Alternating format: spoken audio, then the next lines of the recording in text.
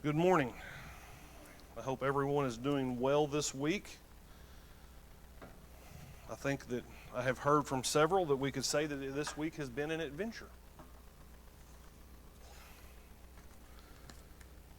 In the McDowell household, in the family, it has been an adventure. It was our first full week without Georgia at home. That has been interesting.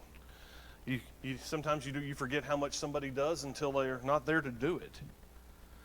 And so I got a call from her. I've gotten a couple of calls from her from camp, and her first group that she had was they called it the vacation camp, and it was a group of special needs individuals, and they were there Wednesday, Thursday, and Friday, and she's talking about taking these kids canoeing and stuff. I mean, she was excited.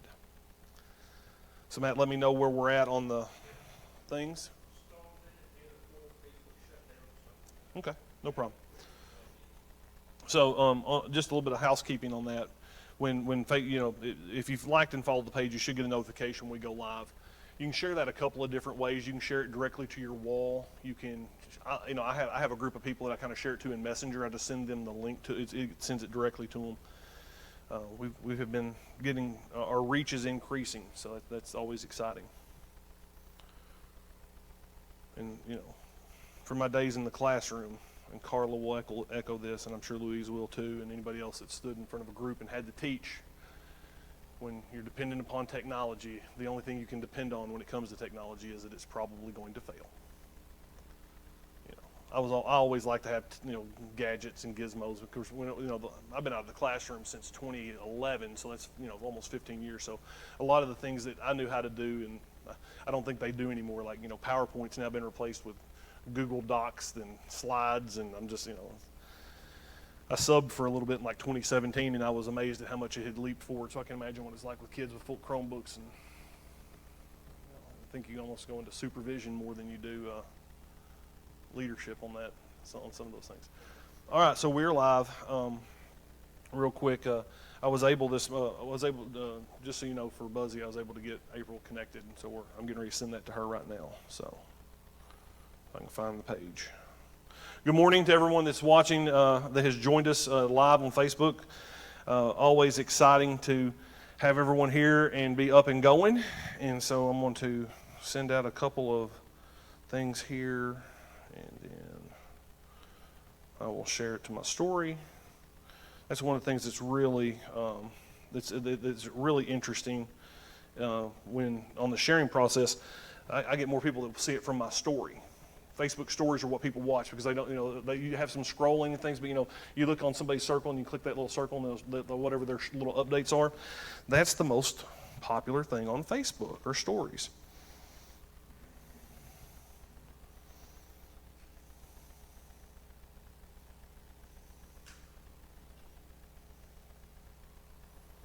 All right, so I've got that done. The mandatory on that list is my mother, so Mom's got it, and we should be in good shape.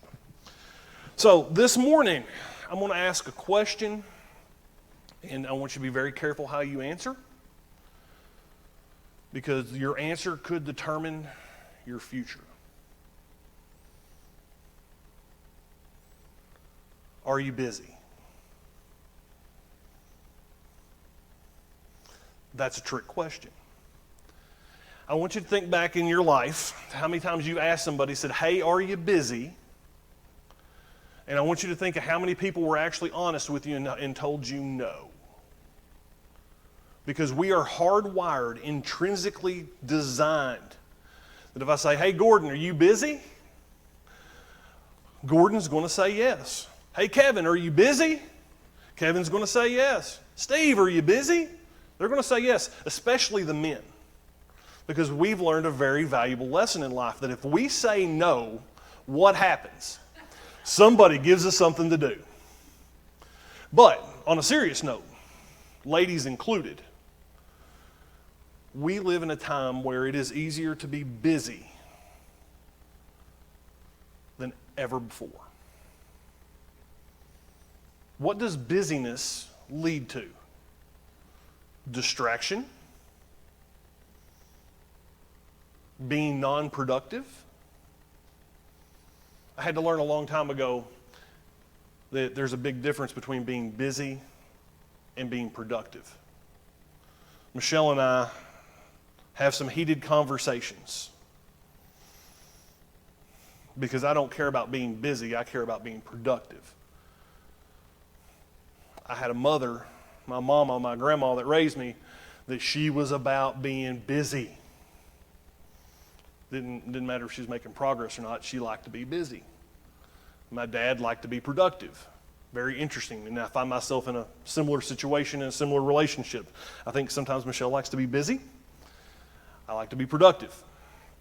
But we live in a time today that there seems to be always somebody, something asking for, reaching into, wanting our time, our attention, our focus, and our energy. And so I asked the question, why so busy?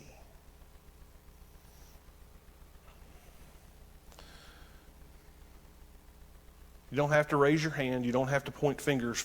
Please don't point fingers. But do you know somebody that's busy all day, but they never get anything done? No confessions there. We're always busy because we don't want somebody else to give us another job. Time is our most valuable resource, and it's also our greatest equalizer because we all have the same number of hours in a day. It's not how much we have, it's what we do with it that matters. But I'm going to ask you, what's the cost of being busy? Just think to yourself, when you think about being busy, if you have lost some of these things I'm going to name as the cost of being busy. How many of you have been busy and you have lost your peace? How many of you have been busy and it's cost you your rest? How many of you have been busy and it's cost you a chance to grow spiritually? How many of you have been busy and it's cost you your opportunity to be more like Christ? How many of you have been busy and it's cost you and it's hurt your witness and your ability to minister to others? Busyness is a touchy subject because the hardest person that any of us have to be honest with is that person that looks at you in the mirror. And sometimes when we're busy, we feel good about being busy and we'll buy our own excuses of why we're busy. And what happens is that we lose focus sometimes. I think about some of the things that I have caught myself being busy doing. Maybe it's scrolling, doom scrolling. I'm just videos. I'm consuming information or consuming things, but it's not being productive. It goes through with it. And it reminds me of a saying that I heard when I was a little kid in church. It says, if the devil can't get you to be bad, he'll make you busy. Because busyness hurts us so much. Especially when you start thinking about peace in your relationships and the things that we do that with. When I became a young entrepreneur in my 30s, I was so about productivity that I used to run my life from a spreadsheet. And I had these boxes I had to check off each day of what I did. And then I found out instead of actually putting the quality in, I got busy and I was just wanting to check the box. So I did the minimum to check the box. And I hurt relationships and I hurt things that goes with it. But that was a form of busyness because I wasn't being intentional, I was just being busy. Busyness can lead us to believe, especially if we're not honest with us about our own excuses, it can lead us to become a little arrogant because we think, well, I'm busy, so what I'm doing is more important than what they're doing, or I'm more important than somebody else because I'm busy. It becomes our excuse, our crutch, and sometimes it allows us to really mistreat people. And so this week, to explain how busyness hurts, I'm going to quote a study. I broke out my statistics hat and I found an actual study on some of this stuff, and I went through and had to break down some some numbers here to go with it. But the name of this study was put on by a couple people named Darley and Baston. I think that's how you say their names. And their study involved 67 preachers and seminarians, seminary students. And they were divided into 3 groups. So I kind of surmised that means there was 22 in each group. There was one group of 23. I don't know how that fell. None of the study summaries told that. You just kind of had to know how stats work, and I kind of reverse engineered it. But they divided these groups up into 3 groups, and they were told that they were given a certain amount of time, and they were told they needed to prepare a sermon to give to a group of theologians on the Good Samaritan. Now, the Good Samaritan is a parable that Jesus uses. It's found in Luke chapter 10, verse 25 through 37. And I've debated on whether we wanted to go through the study first or then go to the Samaritan. I think I'm going to go give you the results of the study because it reinforces what busyness does. So the seminarians and the ministers were divided into 3 groups to give this sermon on the Good Samaritan. Now, the eggshell or the outer layer of the Good Samaritan is that basically a guy's going from Jerusalem to Jericho. He's robbed, beaten, and left for dead on the side of the road. And then some people come by. 3 people actually come by. 2 don't help, 1 does help, and then goes above and beyond to see for the care of the victim. So at the root of the Good Samaritan, the goal is, or the parable, the root of the parable is that someone took their time to minister to someone, even though it was an inconvenience, and then see to it they were taken care of and done this. So we go back to the study from Darley and Baston here, and I believe this was actually done at Stanford. And they divided the participants into 3 categories. So there was the on-time group. So they had been told, they all were given the time that they had to have their sermon, and they were going to do it. And so there was the group that was on time. They were notified and given plenty of time, and they were on time. There was a group that was early, or they called them the unhurried, which means they were going through with it. And then there was the group that they got last-minute notification to be like, hey, there's been a cancellation. You've got to go right now to go give your sermon. Now, there are some questions on this study that I have is like, did they actually go and give the sermon? That was one of my questions. They don't say that in the study, because I'd have been pretty heated if I had to prepare, and then I got there and said, oh, well, we're just doing a study. But I don't know if they actually had to give the sermon or not. So, as a group, what's your guess on the percentage of ministers and seminary students of the 3 categories? What's the overall percentage of people that stopped to help?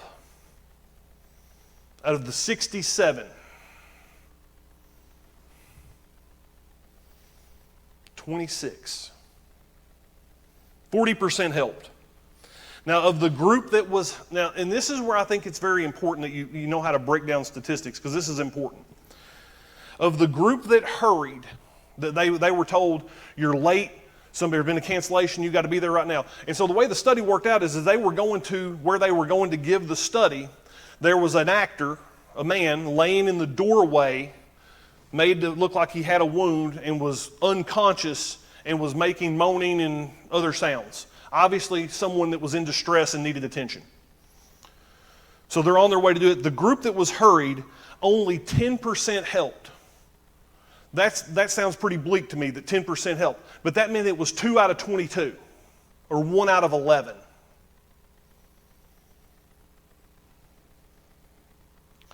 In the on-time category, 45% helped, which meant that was 10 out of 22. Now, these guys were going to make a speech, a sermon, lesson on this very parable. And then on the unhurried, you had the highest result of people that helped, and that was 63%, and that was 14 out of 22. So in total, 26 out of 67, regardless of the circumstance, took time to stop and render aid to someone when they had a time frame, an appointment to be able to do it. And I guess it's just an added kicker. The irony is they were going to speak on a parable that was being illustrated, that they were part of the illustration on. Now, is that mean, rotten science and psychology and craziness? Yeah. But every one of those people were busy. And what do you think they used as their excuse for not stopping to render aid? I'm expected to be here in 5 minutes. I have a big talk to give to a room full of people. Oh, I'm late. I got to go. In every one of the situations of the 41 people who did not render any aid, they ultimately said, what I'm doing, my bull crap is more important than your bull crap, and I'm going to go take care of me. Which ironically is exactly the opposite of what Jesus calls us to do. And so we wonder why in our society today the church is struggling. We wonder why our rooms aren't filled. We wonder why donations and all those things that go into healthy churches, we wonder why there are these issues. And it's simple. It's because those that have been called to be the ambassadors of what Jesus called us to do aren't doing the work. They're allowing self to rise over service, over love.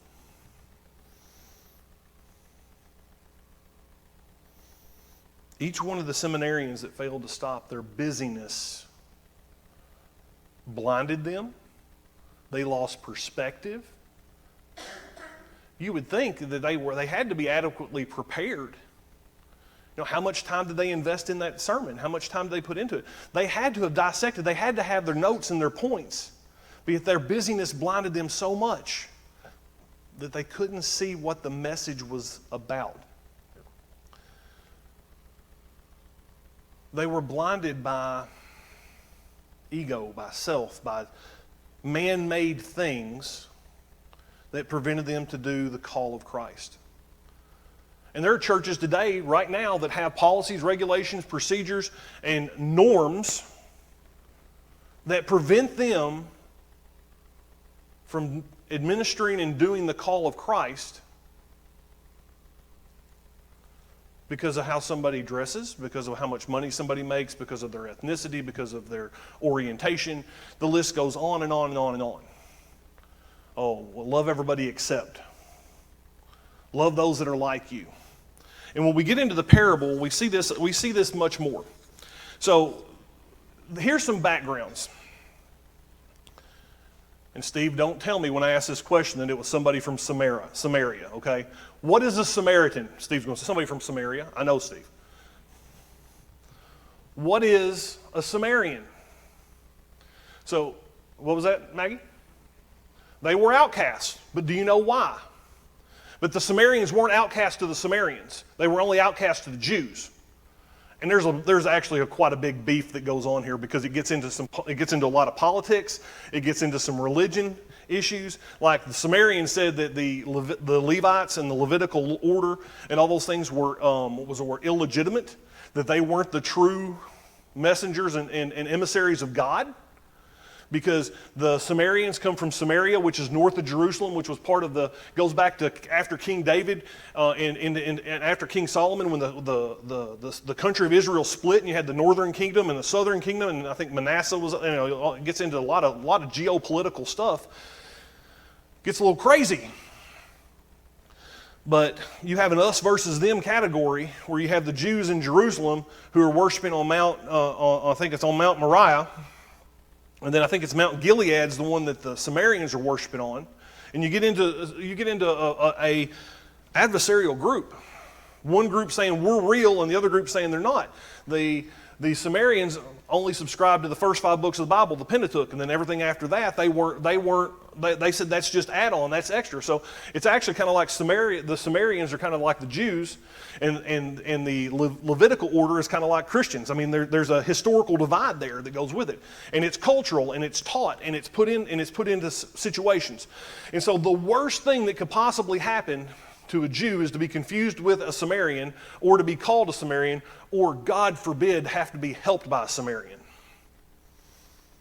We're talking about from the Jewish standpoint, the Sumerians are the lowest of the low, and it's actually it's mutual. And I just think it's funny you have we're the real people of God.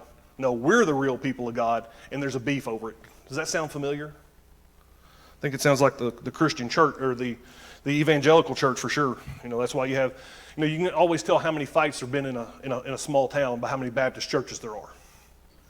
First Baptist, Second Baptist, Holy Hill Baptist, Holly Hill Baptist. I mean, it goes down the line. So Luke chapter 10, verse 25, verse 37 is what we're going to pick up. And there is an expert of the law, a lawyer, always a lawyer.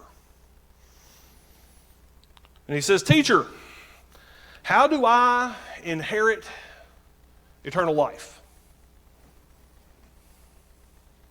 Jesus says, "What is written in the law, how do you read it?" You're the expert, you tell me.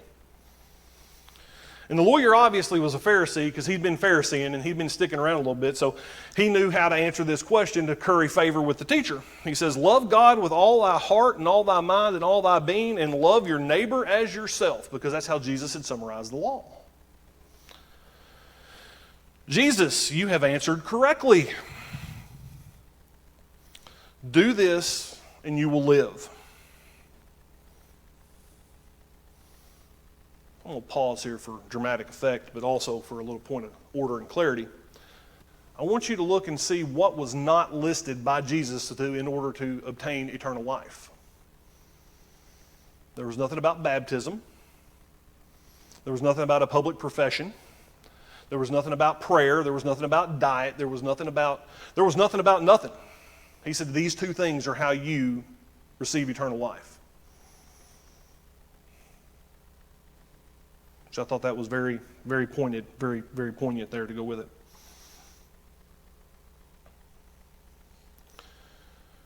Jesus says, "You have answered correctly. Do this and you will live." And the lawyer says, in air quotes, to be a jerk, because we've all dealt with a teenage lawyer that we've had to, they're asking the question just to drive it home. And the lawyer says, "And who is my neighbor?"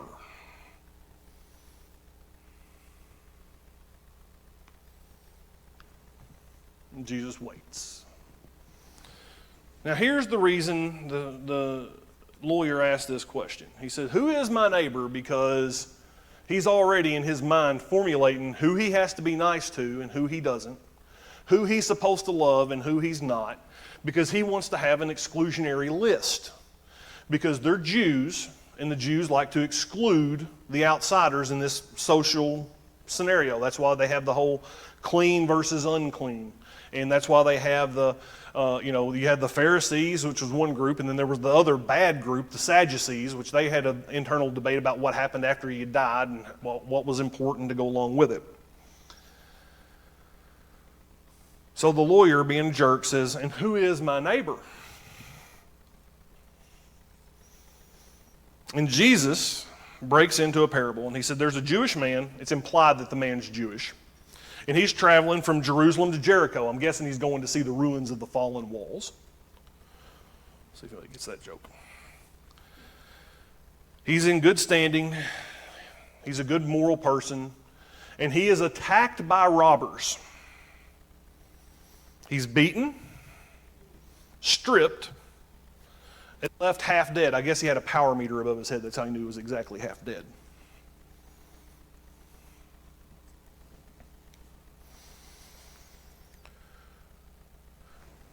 And he's left laying dead, bleeding, hurting on the side of the road. And then a priest, who is a member of the Levitical order, comes walking by, and he sees the man laying there because this guy too is traveling to Jericho. And he sees him laying there, and he goes, "Oh my." And steps on the other side of the road and keeps on walking. Now, this is a priest, a member of the Levitical order, someone who worked in the temple. So I don't know why he didn't stop to help the guy. Maybe he was busy. Maybe the guy didn't tithe enough the last week. Maybe he knew what the guy's business was, and but for whatever reason he passed judgment. This guy's not worth my time, not worth my effort, not worth. He also, I want it to be noted too, there's nobody else there that's looking. It's just them. When I was a coach, it always says, you judge somebody's character not by what they do when they're in the spotlight, not by what they do when there's people around, but it's what they do when they're by themselves. This priest is by himself. And he says, nobody's going to know. This guy's probably going to die. And he just keeps on walking. And here comes somebody else. In my mind, I hear the sound of the mountain climber on Price is Right. Here comes somebody else. Or Monty Python with the clickers. This guy's a Levite. So he's not a priest, but he's of the priestly order. He's walking, and he sees what's going on up here. There's obviously been a commotion. There's a guy laying there, power meter's half gone. And he goes, "Not today." He walks to the other side of the road and just keeps on walking. This would be somebody I'd say, I can say this because we don't have any today, but that's somebody I think that shows up every day to Sunday, that Levite. He's somebody who shows up at the front, he's front row Joe. He's there, he's going to pray in public, he's going to beat his chest, he's going to do all these things that look good, but when nobody's looking, when nobody else is there to watch, he just keeps on trucking.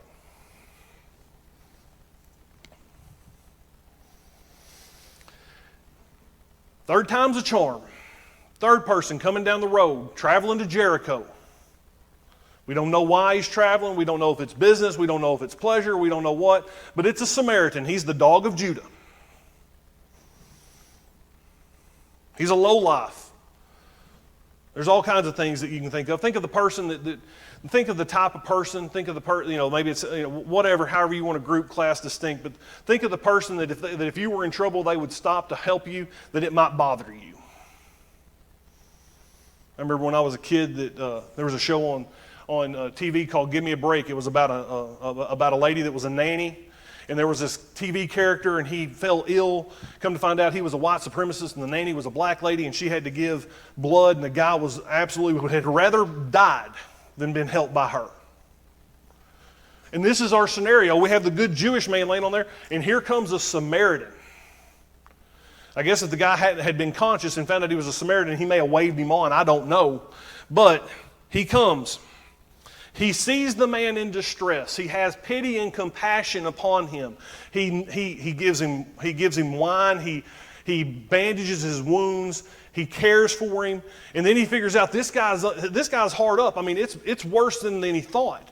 So then he gets off. He gives the guy his donkey. He puts him on his ride, and then walks him to the nearest inn. He goes in the inn. He gets the guy a room. He sets him up. Make sure he pays for the room. Then he sets him up. He makes sure he has a place to rest, a place to recuperate. Make sure the guy is okay. So he's taking all this time out of his trip. He does this. Then he goes back to the innkeeper and says, "I'll be coming back this way. Here's $200, 2 days' wages from his own personal pocket." And he puts it on the innkeeper's there and says, "This will let him stay as long as he needs to. Give him anything that he needs." The Samaritan now, this is the dog of Judah. And he says, and on my way back to Samaria, I will stop and see if he spent more than I gave you, and I will pay you the balance.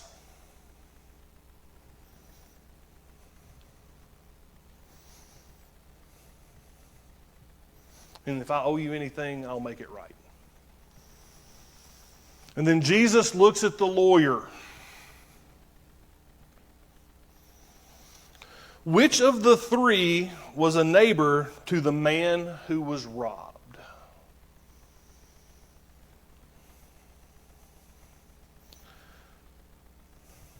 And the lawyer, I can just see this. Just a guttural. He's in public. Jesus has him dead to rights. He's got him. It's a gotcha moment. If there were smartphones and cameras, they'd all be going and tweeting and everything would be going on right there. And he says, the one who had mercy on him. And it literally made him sick to his stomach because it was that lowly dog of a man, the Samaritan.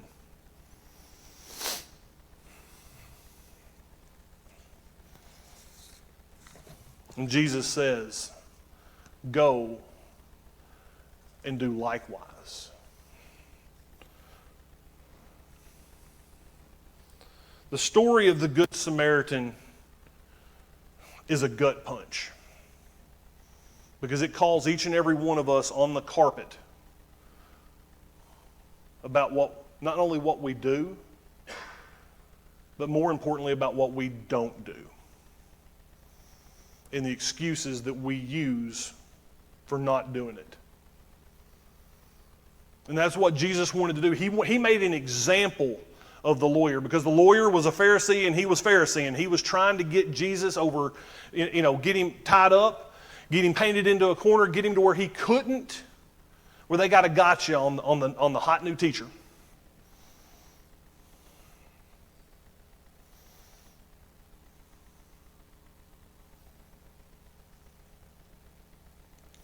It's easy for us to neglect and reject our neighbor when they're different from us. Everybody likes their own brand. Everybody likes their own flavor. And this was especially the case in the Jewish culture. But Jesus is reiterating and driving down the point that every human being to the lawyer is your neighbor, especially someone in need. This is very counterintuitive. It is countercultural for a lot of what we hear in the media and what we see out there. That we've had people say that empathy is the demise of Christianity. Mercy is the demise of Christianity. That people should be, you're responsible for yourself, and that's all you're responsible for. You're supposed to love who you love and your family first, and then if you have any left over, for everybody that's else. And that's not what we're called to be, not what we're called to do.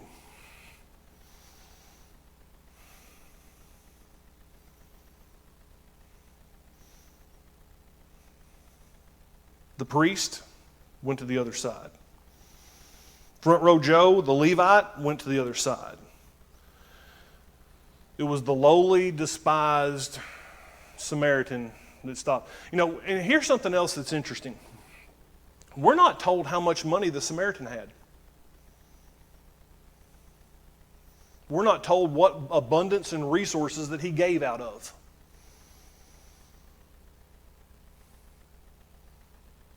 But he acted in faith because he knew that if he did what he was supposed to do to uphold the law, it'd work out.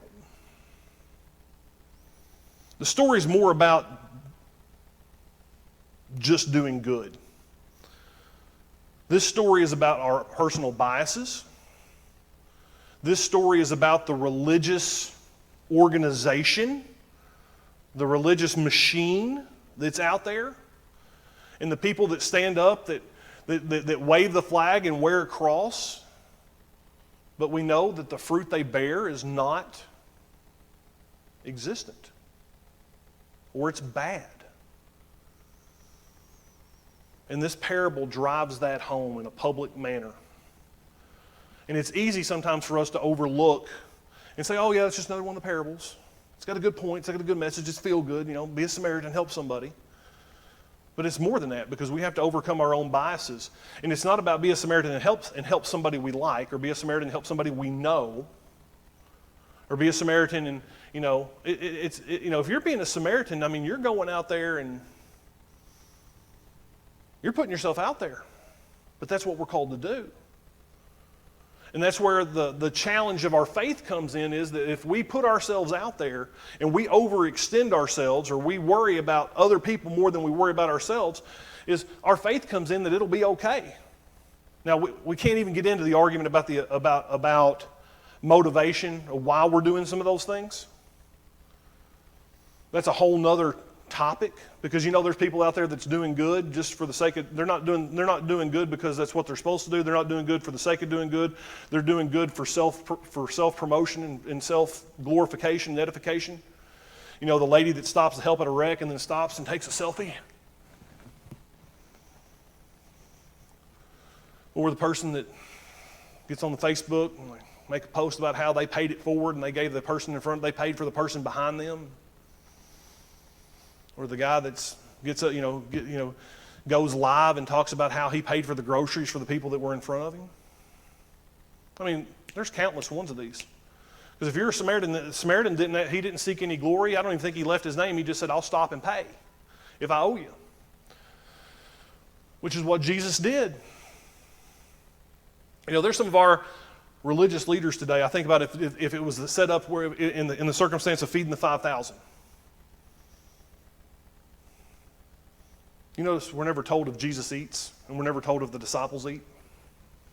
I bought a book this week. It's called Leaders Eat Last by Simon Sinek. Free plug, I get nothing from that.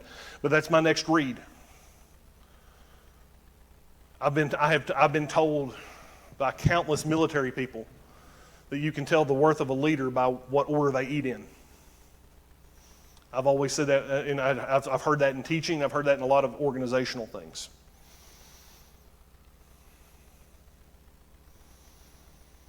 So as I wrap up today, I want to ask a couple hard questions. First question, who is your Samaritan?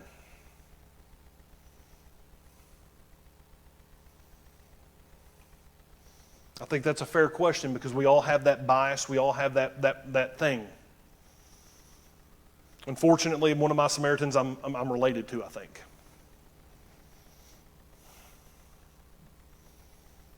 I hope that if I were ever asked, that I would be tough enough to make myself do it and not do what Britt wants to do, but do what Britt should do.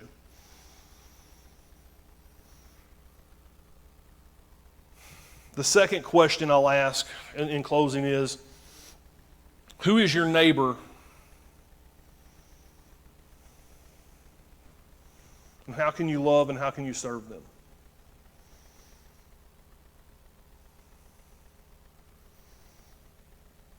As a church, when we embrace, let me rephrase that, as a church, when we continue to embrace those principles, because I think you guys do a great job based on what I know. Now, there's always things I don't know, but based on the people the way I know the people that are here, I guarantee you we do better than 40%.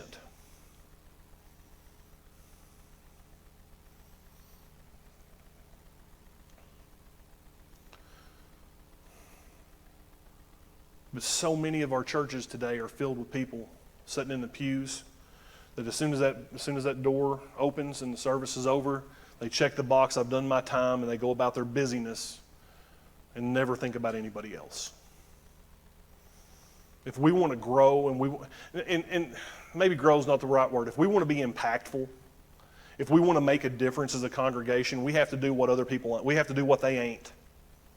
That's Western Kentucky English there, English. And when we put that into frame about our neighbor, it means taking it serious, because there's so many. Think of the problems that we would be eliminated in our society today if the churches were worried about their neighbors. There wouldn't be an uproar about the government cutting funding to a program to feed the poor, because the churches would be feeding the poor. There wouldn't be an uproar about the government cutting funding for Medicare or for medical coverage and medical care, because the churches would be taking care of helping and taking care of the sick. We see people, and I heard a guy say this, and it was really funny. He said, Karen, he's like, you're going on a mission trip and you won't even work in the nursery, but you want to go on a mission trip. Because we've lost sight of our neighbors. Maybe that's why the church is in decline, because we've lost sight of who our neighbors are and we've lost influence with them. So first question is, who's your Samaritan? Second question is, who is your neighbor?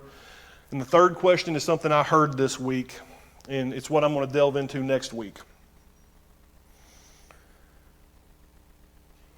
What did Jesus die to save us from?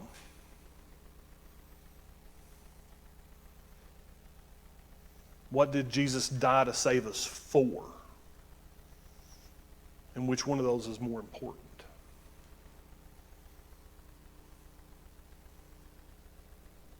What did he die to save us for? Or what did he die to save us for? Which one of those is more important? We'll pick up with that next week. I want to thank y'all for being here today. Thank you for those that have joined us online. Today was a gut punch. And I think it's necessary that I say this, that was more for me than it was for you. And I hope you believe me when I say that. But I feel like it was something that needed to be said, because if we want to increase our impact, increase our significance, and increase our effectiveness, it's got to be when we identify who our Samaritans are and we focus on our neighbors. Let's join me in prayer as we dismiss for our online people. And then we'll have a closing hymn, and then I think we've got some snacks back that way. Lord, thank you for the Samaritan. Thank you for the behavior that we saw that he exhibited in this parable, but also thank you for letting us be able to hear and listen and to recognize that we have Samaritans in our life that we need to change how we look at, we need to change how we approach them, and we need to understand that they're not Samaritans, that they're our neighbor. I thank you for the Radcliff congregation. I thank you for the work they do. I thank you for the difference they make. And I ask that you continue to bless their efforts and bless them for doing that work. And I also ask that you help us all remember each day who our neighbors are and how we need to love and serve them. In your Son's holy name, amen. Join us for the closing hymn.